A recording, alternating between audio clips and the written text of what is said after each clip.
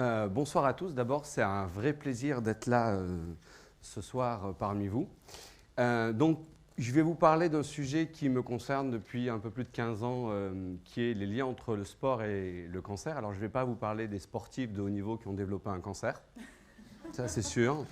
Je vais plutôt vous parler des patients qui ont besoin de faire de l'activité physique et les raisons pour lesquelles. Alors, vous m'excusez juste, ça sera une intervention peu humaine, dans le sens où je parlerai peu des gens dont on s'occupe dans le cadre de notre association, mais plutôt une intervention avec une vocation scientifique pour vous montrer un petit peu les bénéfices et les preuves qui viennent aujourd'hui montrer l'impact de l'activité physique sur la pathologie. Alors, d'abord, vous savez qu'il y a des grandes promotions de sport santé en France. Eh bien, ne rigolez pas, parce que si vous regardez la petite ligne en bas, il y a marqué « Pour votre santé, pratiquez une activité physique régulière ». Et donc, nous sommes dans une situation où nous essayons de faire entendre à nos concitoyens qu'il est temps de faire de l'activité physique et sportive. Pourquoi ? Eh bien, parce que vous aviez par exemple la Ligue contre le cancer qui avait fait ça il y a quelques années, qui vous disait « Si l'ascenseur tombe en panne, c'est génial ». Si votre chien a mis le bazar dans la maison, c'est formidable. Si votre mari est assis sur le canapé, c'est extraordinaire. Parce que contre le cancer, il faut bouger. Et donc, vous avez tout un tas d'activités physiques et sportives que vous pouvez faire et qui vont vous aider.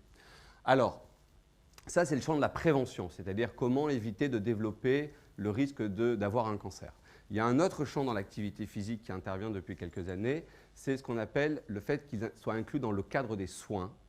Et la Haute Autorité de Santé, qui est un organisme qui émet des recommandations de bonne conduite et de bonnes pratiques en matière de santé, a qualifié l'activité physique et sportive comme une thérapeutique non médicamenteuse au même titre que les autres pratiques que vous voyez là. Alors le problème, c'est que quand on parle d'activité physique et sportive, on ne sait pas très bien de quoi on parle.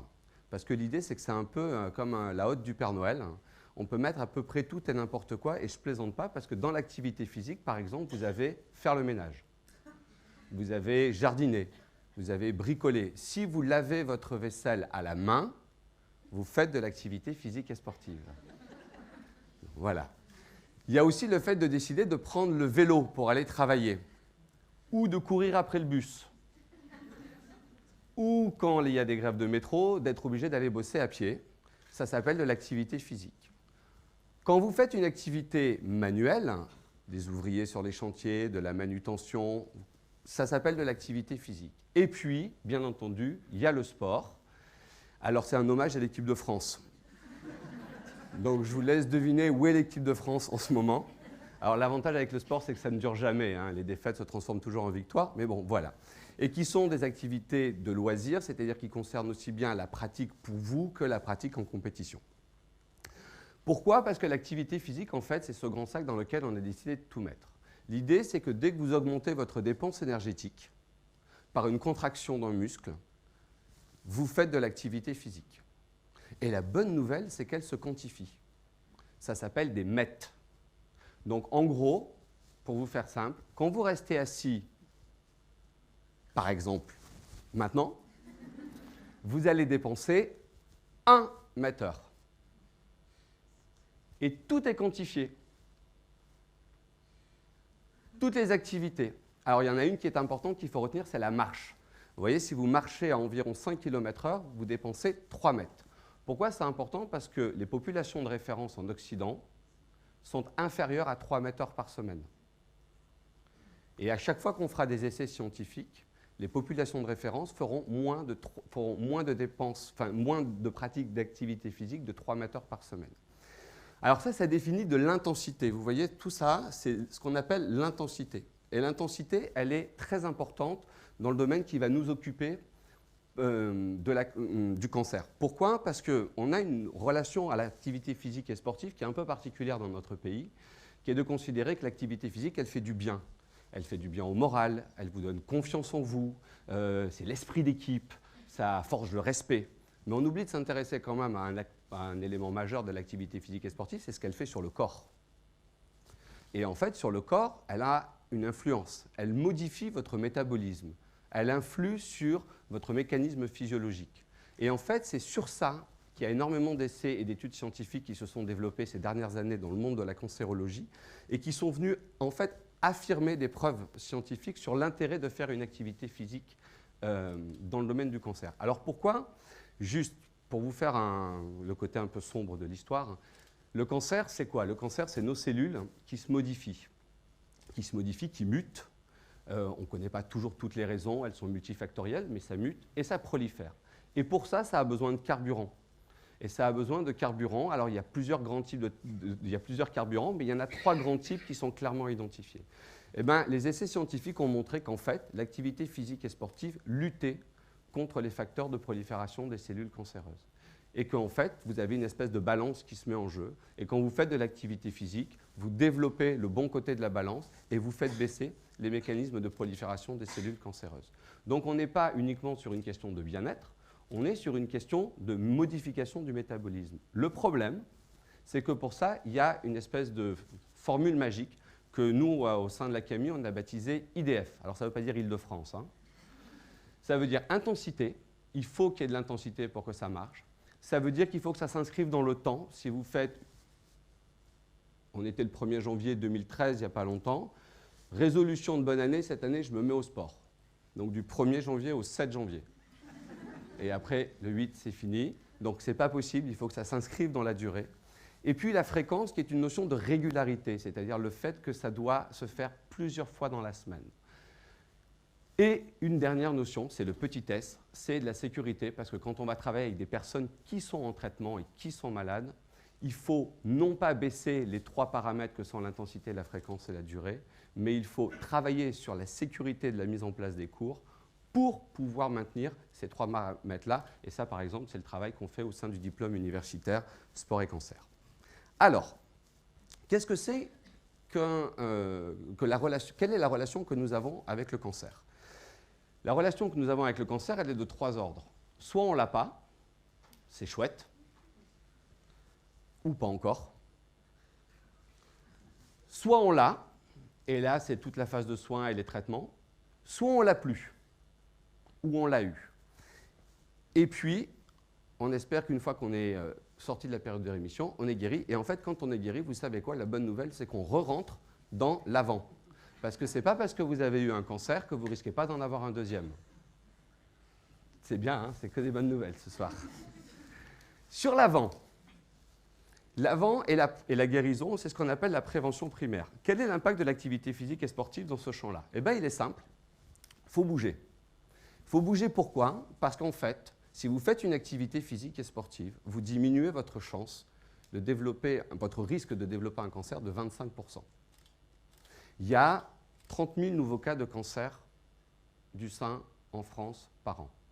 25% de moins, ça fait du monde.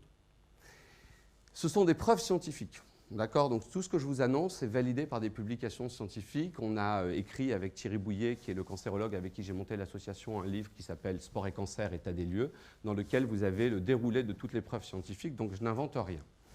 Il y a des recommandations, par contre, dont il faut avoir conscience pour savoir pour que ça marche. Les recommandations, par exemple, sur le cancer du côlon, donc l'idée, c'est comment prévenir des risques d'un cancer du côlon, c'est qu'il faut faire entre 30 et 60 minutes d'activité physique par jour, à modéré et à intense. Si vous voulez prévenir un cancer du sein, il faut en faire 3 à 4 heures par semaine. Toujours intensité modérée à intense. Et la bonne nouvelle, c'est qu'il y a un effet dose-réponse. C'est-à-dire que si vous faites de l'activité physique et sportive, eh bien vous augmentez par semaine, vous diminuez d'autant le risque d'avoir un cancer. Je ne sais pas pourquoi je dis la chance, je ne sais pas. Quand on est en traitement, les choses sont un peu plus compliquées. Pourquoi elles sont un peu plus compliquées? Parce qu'en fait, le traitement, c'est la spécificité du cancer, c'est que souvent, on n'est pas malade avec le cancer. On est malade parce que l'on commence à être traité pour le cancer. Et ce sont les traitements qui rendent malade.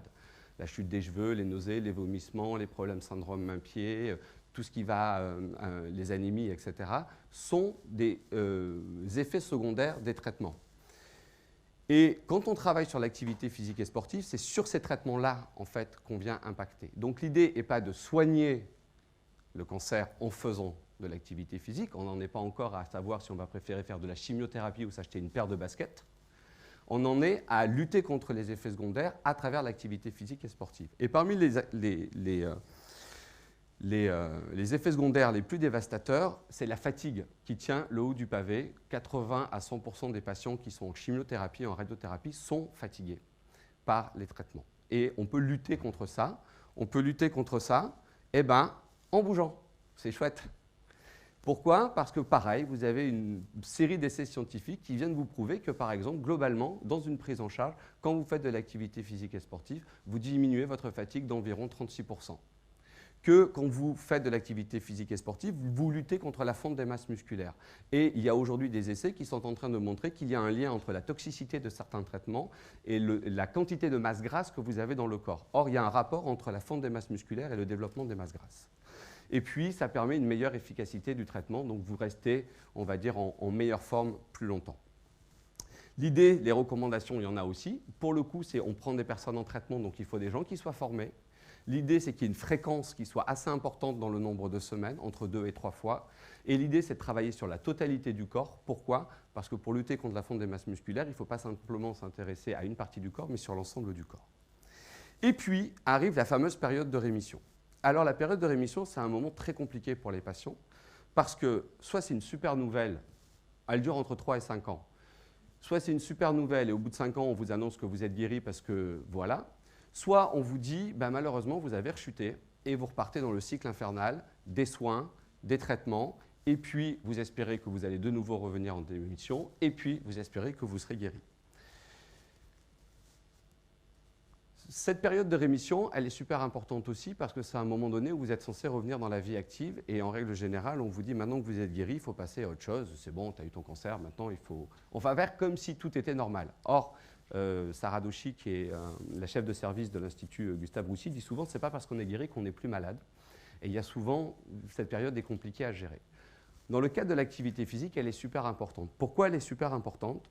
Parce qu'en fait, si vous faites de l'activité physique et sportive pendant cette période, vous diminuez votre risque de rechute de 50% sur les 3 grands cancers que sont le cancer du côlon, du sein et de la prostate.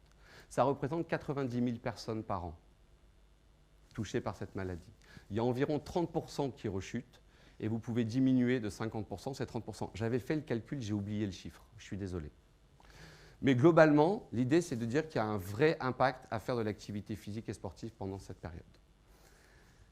Et vous voyez que pour le coup, l'intensité va jouer un rôle majeur. Sur les cancers du sein, c'est environ 9 mètres, c'est-à-dire 3 heures de marche par semaine. Par contre, sur les cancers du côlon, c'est 2 fois plus. Donc, suivant le cancer que vous avez eu, vous devez avoir une activité physique avec une intensité différente, toujours avec la fréquence et la régularité. Super, j'ai presque fini. Donc, en conclusion, l'idée, c'est de dire que maintenant que vous savez ça, vous allez tous rentrer ce soir à pied ou en vélo. Et que dès demain matin, vous allez dire à tout le monde, il faut faire du sport. Et le plus tôt possible, parce que bien entendu, si on en fait tout au long de sa vie, c'est mieux. Alors, je refuse l'idée que le sport est allié avec la souffrance, la difficulté. D'accord ? On peut faire du sport et éprouver beaucoup de plaisir à le faire. Il faut sortir de cette idée que le sport est forcément lié à de la douleur physique. Après, il va falloir le continuer toute votre vie. Ça, c'est super important. Surtout si vous êtes passé par la période de rémission. Et puis pour finir sur une note positive, si un jour vous êtes touché par le cancer, vous inquiétez pas, il y a des gens comme nous qui sommes là pour vous aider et vous accompagner dans cette période difficile. Je vous remercie.